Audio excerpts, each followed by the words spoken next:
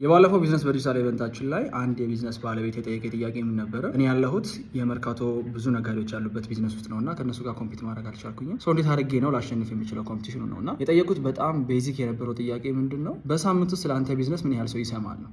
ምን ያህል ሰዎች እንዲሰሙ ማድረግ ትችላለህ?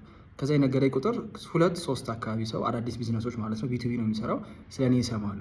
ኦኬ በሳምንት 2-3 የሚሰሙ ከሆነ በሳምንት የሚሰሙትን 20 ብታረገው 30 ብታረገው ሽያጭ መጨመር ይችላሉ ታስባለህ? አታስብም?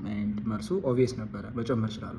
ስለዚህ ጥያቄው ያለው ኮምፒቲሽን ያለበት ቢዝነስ ውስጥ ነው ያለሁት አይደለሁም የሚለው ሳይሆን ስለ እኔ ቢዝነስ ምን ያህል ሰው እንዲሰማ ማድረግ እየቻልኩኝ ነው። ይህን ለማድረግ ሶሻል ሚዲያ አለ፣ ኢንፐርሰን መሄድ አለ፣ ሴልሶች ቀጥሮ ማሰራት አለ። ግን በቢዝነሳችሁ በቂ ገንዘብ እየሰራችሁ ያልሆነበት ትልቁ ምክንያት ብዙ ሰዎች ሊገዟችሁ የሚችሉ ሰዎች ስለ እናንተ በብዛት እየሰሙ ስላልሆነ ነው። ይህን ገስባት ሰው ደግሞ አንዴ ሰምቶ ወዲያው አይገዛም። በየጊዜው ሾዋፕ ልታደረጉ ይገባል ኮንሲስተንትሊ እና ይህንን ብቻ በማድረግ በቢዝነሳችሁ ብዙ ጥፍ ማድረግ ትችላላችሁ። ይህን ደግሞ በዲጂታል መንገድ ከሰራችሁት ሰው መቅጠር ሳይጠበቅባችሁ አንድ የሰራችሁት ሲስተም ያለማቋረጥ ደንበኛ ያመጣላችኋል። ይህንን ሲስተም ተምራችሁ ወደ ቢዝነሳችሁ ማውረድ የምትፈልጉ ከሆነ ያዘጋጀንላችሁ የ90 ቀን ፕሮግራም አለ። ፕሮግራሙ ላይ ስትቀላቀሉ ዳይሬክትሊ ሲስተም በመጠቀም ደንበኛ እስክታገኙ ድረስ ነው አብረናችሁ የምንሰራው። ጥቂት ቦታዎች ስለሆነ የሚቀሩት ለመመዝገብ ባዮ ላይ ያለው ሊንክ ተጫኑት።